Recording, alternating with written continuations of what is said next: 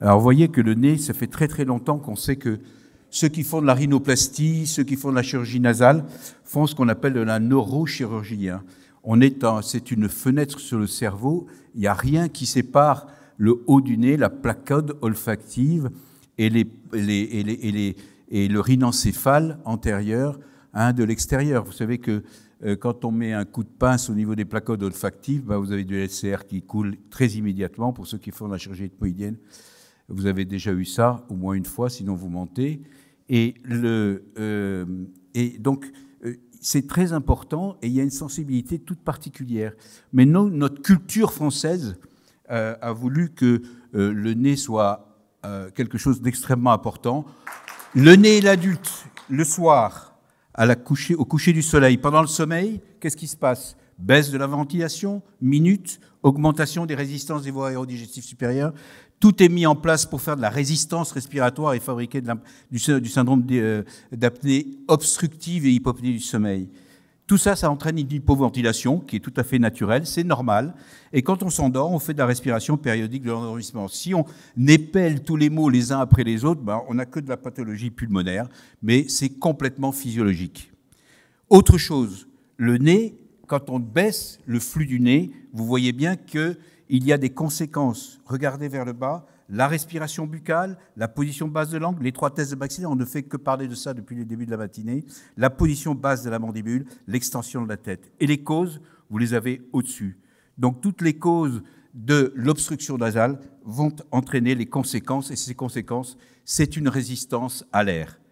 Autre chose qu'il faut connaître, c'est que dans la croissance faciale, vous voyez que la partie moyenne et inférieure de la face est la seule qui bouge véritablement. Donc, si on ne fait pas passer d'air dans le nez, il n'y a pas de croissance transversale et il n'y a pas de croissance verticale. Donc, il est complètement obligatoire de faire passer de l'air dans le nez et vous en connaîtrez les causes à la fin du topo. Alors, qu'est-ce qu'on peut faire quand on a des problèmes au niveau du nez, vous savez, en ORL, on a envie d'une recette, on veut rentrer chez soi lundi et se dire, ça y est, j'ai tout compris sur le problème nasal et je vais trouver les traitements de mes patients. Alors, d'abord, il faut passer par des recommandations. Alors, les recommandations, je tiens à vous signaler une dernière fois que ce n'est pas une obligation. Les recommandations, c'est simplement pour éviter, sont des garde-fous pour éviter de faire trop de conneries et de faire l'opposé de ce qu'il y a à faire. Recommandations, pas obligation. De première intention, l'obstruction nasale est recommandée, il faut la traiter chirurgicalement ou médicalement. Le traitement chirurgical isolé ne donne pas de résultat sur le syndrome d'apnée-hypopnée du sommeil, c'est-à-dire sur les éléments, les chiffres, sur l'index d'apnée-hypopnée du sommeil. Or, ce chiffre est bousculé dans sa réalité, dans sa croyance. Est-ce qu'il existera dans 10 ans? Je ne sais pas. Donc peut-être que la chirurgie nasale reprendra le dessus, parce que nous entendons nos patients qui disent « je dors mieux », je transpire moins, je me lève plus pour faire pipi, je suis plus somnolent dans la journée, mais j'ai toujours un index d'apnée-hypopnée qui est peut-être supérieur à celui qu'il était avant la chirurgie. Mais on a entendu cliniquement qu'il y avait quand même une amélioration de vos symptômes. Médicalement, qu'est-ce qu'on peut faire? Eh bien, on a toujours opposé la chirurgie à la médecine et les Américains ont choisi de traiter les patients de façon systématique avec un nasocorticoïde. Et on se rend compte qu'avec le nasocorticoïde, on a presque les mêmes effets que lorsqu'on fait une adénoïdectomie. Toujours chez des patients normaux, avec une cloison normale, et sans rhinite hyperréactive, dont la cause pourrait être l'atopie ou autre déviation. Autre élément, et ça c'est les orthodontistes qui nous ont appris ça, c'est que lorsqu'on traite les enfants ou les adultes en faisant amygdalectomie, adénoïdectomie seule, on traite une partie des enfants. 40%, on croyait être les dieux, nous ne le sommes pas. Parce que nous sommes passés à côté d'une face longue, d'une endognathie maxillaire, d'une déviation de la cloison, d'une rhinite atopique, de tous ces éléments-là. Donc, il faut prendre en charge l'enfant ou l'adulte de façon globale. Et pour la prendre de façon globale, il faut qu'un orthodontiste vous donne son avis. Pour plusieurs raisons. Je pense qu'à partir du moment où on traite un enfant qui a un syndrome d'apnée du sommeil, s'il n'est pas passé par chez l'orthodontiste, c'est une erreur médicale. Erreur médicale parce qu'il a la possibilité de le traiter complètement. Et sur cette étude, on le voit bien que lorsque on va traiter le nez en plus du traitement orthodontique et en plus de la chirurgie, eh bien, on a de bien meilleurs résultats. C'est dire que maintenant, souvent, Presque tout le temps, mes patients ont un nasocorticoïde à la sortie de la chirurgie. Et puis les antileucotriennes, c'est très à la mode maintenant. Vous savez, nous, les ORL avec le Nucala, les anti-ILS qui sont arrivés sur le marché après être passés dans les mains des pneumologues, eh bien, on sait que l'association des antileucotriennes par voie orale associée aux nasocorticoïdes donne d'excellents résultats, si tant est que les nasocorticoïdes soient mis correctement chez ces adultes ou chez ces enfants. Eh bien, les bons résultats sont donnés, vous voyez, sur l'apnée du sommeil, sur l'index d'apnée et sur les désaturations. Et tout ça pour des enfants qui sont situés entre 1 et 5. Je répète, on n'a pas à faire un syndrome d'apnée du sommeil sévère. Autre chose qui a eu en conséquence de cette pulvérisation nasale, on s'est rendu compte que lorsqu'on calculé la surface de passage de l'air à la partie tout antérieure l'aval, la partie médiane et la partie postérieure, on s'est rendu compte que chez ces enfants ou chez des adultes, lorsqu'ils avaient un syndrome d'apnée, hypopnée du sommeil, et qu'en même temps on mettait une pression positive continue, on se rendait compte qu'on ventilait beaucoup mieux après. Et vous avez tous un patient qui vous dit, depuis que vous avez vu une PPC, c'est incroyable, j'ai plus de rhume, docteur. Et probablement que vous avez rétabli la proprioception nasale, et je pense que ça fait partie, j'allais dire, de la rééducation proprioceptive pour retrouver une ventilation nasale exclusive. Il en va de même dans certaines études qui ont été faites où on va prélever les neutrophiles, les éosinophiles et puis les quelques éléments mucipas. On se rend compte que quand ces patients, on est toujours dans le traitement médical, que quand ces patients ont une PPC, ça fait partie du traitement. Et ce n'est pas parce que vous avez une rhinite atopique, une rhinite hyperréactive, une déviation de la cloison ou une obstruction ou n'importe quoi, où vous êtes enceinte, non pas. Et à ce moment-là, sachez que vous avez la possibilité d'améliorer vos patients. Attention, tous les patients qui se plaignent d'obstruction nasale sous PPC, c'est que vous n'avez pas interrogé votre patient, il l'avait avant. Et ce n'est pas la pression positive continue qui va l'entraîner là-dedans. D'autres éléments, et vous voyez que le traitement par pression positive est souvent efficace sur l'inflammation. Vous diminuez l'inflammation et vous avez vu que maintenant les traitements anti-inflammatoires sont forts. Donc quand vous enlevez l'inflammation mécanique de la vibration, plus vous rétablissez une ventilation laminaire plutôt que turbulente, vous avez amélioré le système de fluidité et, j'allais dire, la rhéologie de tous les phénomènes de sécrétion nasale. Eh bien, il s'est passé la même chose lorsque les orthodontistes ont fait des distractions. En dehors du fait qu'il n'y avait plus d'otite, plus de rhinite, etc., ils se sont rendus compte qu'il y avait une baisse du volume des amygdales et des végétations. Et je suis à la veille d'essayer, mais je suis trop vieux, mais vous les jeunes, faites des volumes de PPC, faites des volumes d'amygdales et de végétation sous PPC et vous allez voir que très probablement, vous allez avoir des baisses de volume. Et certains ORL français l'utilisent de façon quasi exclusive. Alors, quels sont les éléments chirurgicaux du nez ? Pas grand-chose. Tout ce qu'on sait, c'est que ça va baisser un tout petit peu l'index d'apnée-hypopnée. Demandez pas un truc incroyable à vos septoplasties ou rhinoseptoplasties. Et puis, ça va baisser les Puerts. Mais pas de façon incroyable. Vous allez avoir une action sur quoi ? Essentiellement sur deux choses. La première, sur la pression d'admission de votre pression positive continue. Et on sait qu'en baissant les pressions d'admission des PPC, l'observance et la tolérance est bien meilleure. Et vous voyez qu'ici, à ce niveau-là, les gens se disent qu'ils ont une énergie diurne qui est bien meilleure lorsqu'ils se font opérer. Alors, comment l'attribuer ? Je pense qu'il y a encore des erreurs ou des non-dits ou une ignorance de ce que le traitement par pression positive continue peut emmener ou d'autres, ou chirurgicaux. De la même manière, cette chirurgie, elle va amener une baisse de l'index d'apnée. Alors, dans les études, sachez une chose pour ceux qui ne connaissent pas les critères de Sher. Les critères de Sher sont appliqués pour tous les éléments chirurgicaux et médicaux dans les études. C'est-à-dire qu'il faut une baisse de l'index d'apnée de plus de 50% avec un index d'apnée inférieur à 20. Eh bien, quand vous avez abouti à ce résultat, vous avez guéri votre patient. Or, s'il a 19 d'index d'apnée, je n'arrive pas à croire qu'on est guéri. Mais c'est comme ça. Et il faut savoir que parmi ces patients, quand on est dans les critères de Sher, vous avez une amélioration dans l'index d'apnée-hypopnée de 15%.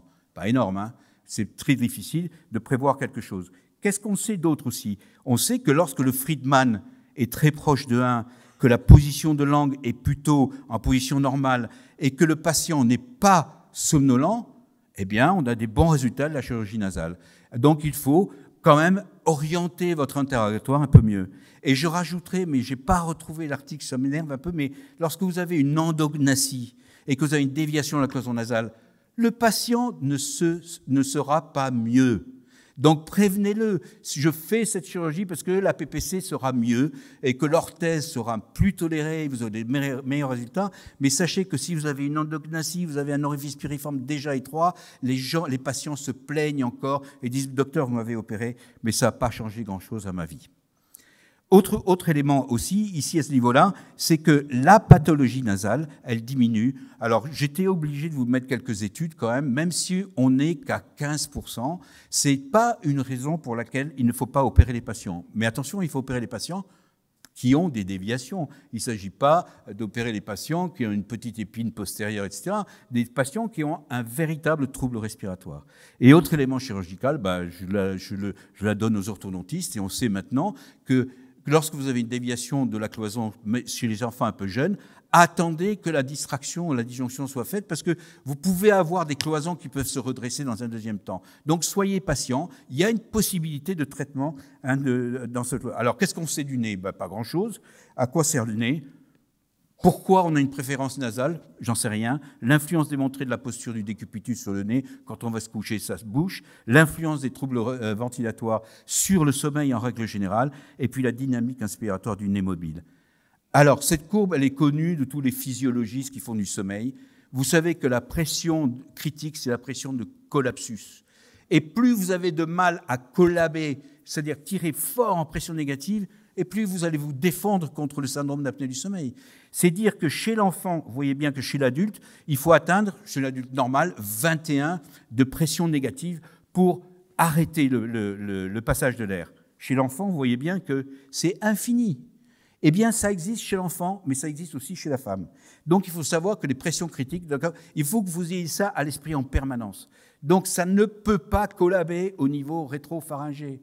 Chez les enfants et chez les femmes, ça ne peut pas. Bien sûr que ça peut. Une déviation de la cloison nasale peut entraîner des pressions négatives, turbulences en arrière, c'est évident. Mais sachez, ayez tendance à ne pas croire que les hommes et les femmes se ressemblent. Et puis, les résistances respiratoires aussi. Quasiment 60 à 70% des résistances respiratoires sont situées dans les 3 premiers centimètres. Et ceux qui font de la rhinoplastie savent bien que la valve nasale, c'est extrêmement compliqué et que d'avoir la turbulence qui monte, parce que quand on donne de la ventilation à la partie inférieure, vous respirez bien, mais les gens ne disent pas qu'ils respirent bien. Ils attendent d'avoir des turbulences rafraîchissantes dans la partie haute. Donc, c'est pas parce que vous avez une cloison droite en bas que vous respirez forcément mieux. Donc, sachez que vous pouvez avoir des problèmes de valve et c'est souvent difficile à prendre en charge, mais ça intervient.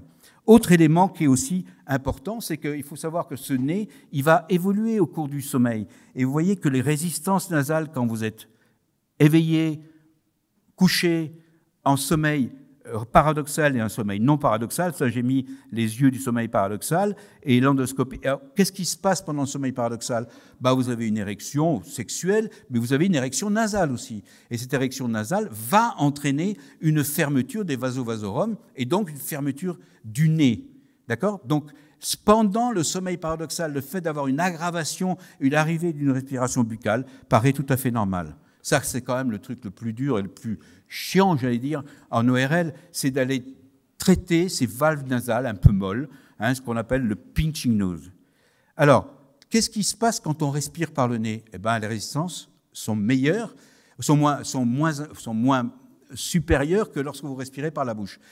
Quand vous videz votre baignoire, vous le savez d'emblée. Quand vous passez d'une partie large à une partie très étroite, vous avez des turbulences qui s'installent. Et vous savez bien que quand on a un spasme laryngé, on reprend la respiration par le nez, on devient laminaire et on réouvre.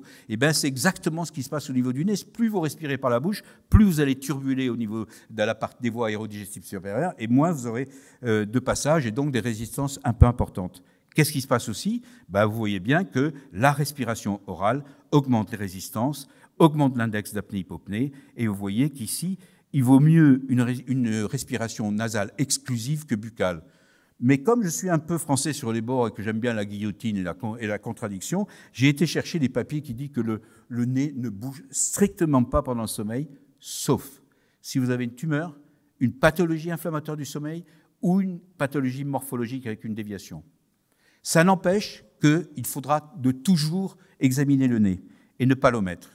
Et puis, il y a ce miracle incroyable qui est le cycle nasal. Vous savez qu'on humidifie, on stérilise et on réchauffe l'air. Donc le nez est un climatiseur. Il prend des calories, mais en contrepartie, il donne des frigories. Ces frigories passent par la carotide, vont dans le sinus caverneux, on rafraîchit le cerveau. Pour dormir, il faut baisser sa température d'un demi-degré. D'abord, par le nez, il va climatiser. Et il va climatiser comment? Toujours d'un côté ou de l'autre, mais jamais des deux côtés. C'est ce qu'on appelle le cycle nasal. Et ce cycle nasal, il va obéir au sommeil paradoxal. Donc, vous allez avoir une périodicité qui va être égale à celle du sommeil paradoxal. Et je vous ai dit que le nez se bouchant lorsque vous êtes allongé et surtout lorsque vous êtes en sommeil paradoxal. Et puis, il y a une étude qui est pas mal quand même, parce qu'on regardait les résistances nasales ici en fonction de la position. Et vous voyez que plus on se redresse là, et plus on se couche, excusez-moi, et plus vous avez la pression, les résistances qui augmentent. Pas énormément. Alors, quand vous êtes enrhumé, c'est terrible, ou une déviation morphologique de la cloison, mais là. Et lorsqu'on voit tous ces gens qui se mettent à mettre des coussins autour de leur cou là, dans les avions, vous augmentez les résistances nasales. À ce moment-là, ils sont comme ça, ils respirent complètement par la bouche. Donc sachez qu'il y a un réflexe entre la pression cutanée, la cervicale, la pression cutanée des épaules, et le nez. Et c'est souvent, alors c'est le scapulo-nasal, hein, mais c'est discuté, pas discuté, mais c'est souvent du côté où on appuie sur le drap ou sur le matelas qu'on a la narine bouchée. Alors, ce nez, c'est fabuleux parce qu'il a énormément d'autres aspects bénéfiques. Qu'est-ce qu'il va faire? Grâce au passage de l'air dans le nez, votre génioglosse, qui est celui pour lequel vous devriez prier tous les matins, parce que vous êtes en vie grâce à lui. C'est lui parce qu'on en a pris un pavé dans la gueule, donc on a tout reculé, donc il faut sauver la base de langue. Sauvons la base de langue. Et on a inventé le génioglosse, et c'est ce génioglosse qui va se contracter. Et j'en veux pour preuve que chez les apnéiques forts sévères, lorsque vous faites une électromyographie du génioglosse, ce génioglosse est en permanence contracté, pas que pendant la nuit, aussi pendant la journée. C'est la fameuse pression critique. Il est obligé de se contracter, sinon vous étouffez. Même éveillé. Donc, sachez que ce génioglosse est actif grâce au passage nasal. Et dans cette expérience, on voit bien que cet enfant a le nez bouché. En expiration, la partie rétro-basilinguale est ouverte. En inspiration, collapsus. On arrête de respirer. Je débouche le nez de l'enfant ici à ce niveau-là, et vous voyez qu'en inspiration, vous avez encore un passage postérieur. Il y a un véritable réflexe naso-rétro-basilingual. Il y avait déjà un réflexe nasal entre le nez et le larynx, il y en a un avec la base de langue. C'est pour ça que dans les endoscopies du sommeil, pour ceux qui en font, faites pas d'anesthésie vestibulaire parce que vous allez casser ce réflexe. Donc il vaut mieux ne pas faire de traitement au niveau du vestibule. Et puis le passage de l'air, on a affaire au pneumologue, ça va augmenter la ventilation minute, la réponse ventilatoire à l'hypoxie et à l'hypercapnie est bien meilleure lorsqu'on passe par le nez. Je vous ai parlé des muscles dilatateurs, du génioglosse, des muscles nasolaryngés, etc. Et vous voyez bien qu'ici, cette image qui est bien connue des EOL, lorsque vous avez un passage nasal exclusif, un passage oronasal et un passage buccal. Et vous voyez bien que respirer par la bouche, ce n'est pas incroyable quand même, hein. Donc, il vaut mieux toujours reprendre une respiration nasale. Et puis, j'adore. Le monoxyde d'azote, il est vasodilatateur, il est neurotransmetteur, il relaxe les muscles lisses, il est régulateur de l'apoptose, c'est-à-dire qu'il va détruire les tumeurs cancéreuses. Il est donneur exogène de NO, le Viagra. Donc, pour avoir une érection correcte, ayez le nez qui passe. Mais en contrepartie, lorsque vous prenez du Viagra, vous avez le nez qui se bouche. Et ce NO, il est fabriqué à l'intérieur de nos sinus maxillaires. Ensuite, il est inhalé au niveau pulmonaire, il passe dans la circulation. Il est nécessaire à tous les éléments dont je viens de vous parler. Et qu'est-ce qui se passe dans ce NO? Ce NO, il va diminuer énormément chez l'obstructif. Alors que lorsqu'on voit des végétations, des grosses amygdales, le NO ne diminue pas. Il va diminuer chez l'obstructif. Raison de plus pour ne pas être obstrué par le nez. Vous allez resécréter du NO que vous allez inhaler, faire passer dans le sang. Et puis, il y a un maître de l'art qui s'appelait le professeur Delair. Qu'est-ce qu'il dit? Documenté en syndrome d'apnée-hypopnée du sommeil, malgré l'amélioration des phénomènes asphyxiques, la ptose du massif iolingual. C'est pour ça que je te parlais, François, de la position de l'ossioïde. C'est pour lui quelque chose d'extrêmement important, et que cette position, si elle est antérieure, inférieure, vous n'aurez pas de résultat en matière de respiration. L'autre, c'est que la suppression formelle et définitive de la ventilation buccale est complètement nécessaire à l'évolution de votre travail, mesdames les orthodontistes.